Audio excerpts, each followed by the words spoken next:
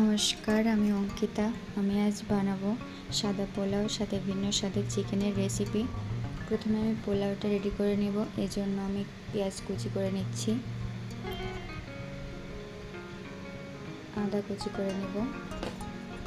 এক বাটি পোলাওর চাল ভালো করে ধুয়ে জল ঝরানোর জন্য রেখে দিব। আদা রসুন বেটে নেব।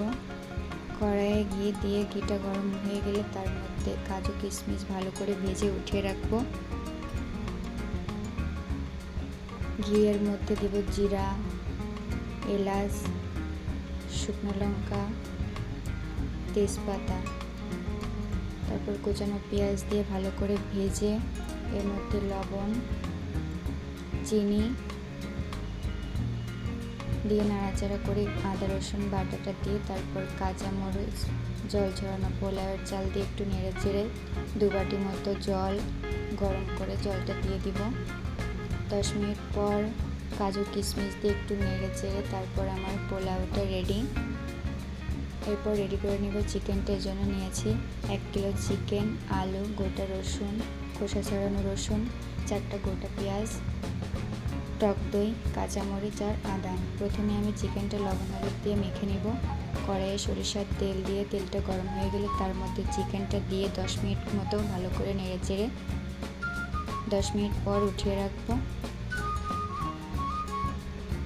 তেলের মধ্যে অল্প পরিমাণে লবণ দিয়ে আলুগুলো ছেড়ে দেব।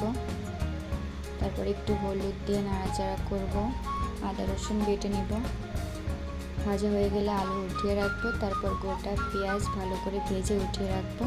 তেলের মধ্যে দেব জিরা, এলাচ, শুকনো লঙ্কা, তেজপাতা, কুচানো পেঁয়াজ দিয়ে একটু নেড়েছে তার মধ্যে আদা রসুন বাটা, লবণ, হলুদ, জল, তারপর একটু নাড়াচাড়া করে কাঁচামরিচ, শুকনো লঙ্কা গুঁড়ো, কাশ্মীরি রেড চিলি পাউডার, গরম মশলা গুঁড়ো দিয়ে একটু নাড়াচাড়া করে দিয়ে দেব টক দই। তারপর একটু কষিয়ে তার মধ্যে চিকেন আর আলুটা দিয়ে দিব। গোটা রসুন, 4-5টা রসুনের কোয়া দিয়ে ভালো করে কষিয়ে তার মধ্যে দিয়ে দিব 3টা পেঁয়াজ। তারপর গরম জল দিয়ে 20 মিনিট পর জাল করে এর মধ্যে ভেজে রাখা জিরে গুঁড়ো দিয়ে গ্যাসের চুলা অফ করে দিব। এ পর্যায়ে আমার চিকেনটাও পুরোপুরি রেডি। দেখতেই পাচ্ছেন কালারটা কতটা সুন্দর এসেছে।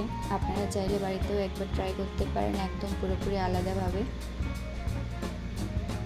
আর আপনারা যারা আমার চ্যানেলে নতুন, আমার চ্যানেলটি সাবস্ক্রাইব করে লাইক করে দিবেন আর আমার পাশে থাকবেন। ধন্যবাদ সবাইকে আমার ভিডিওটি দেখার জন্য।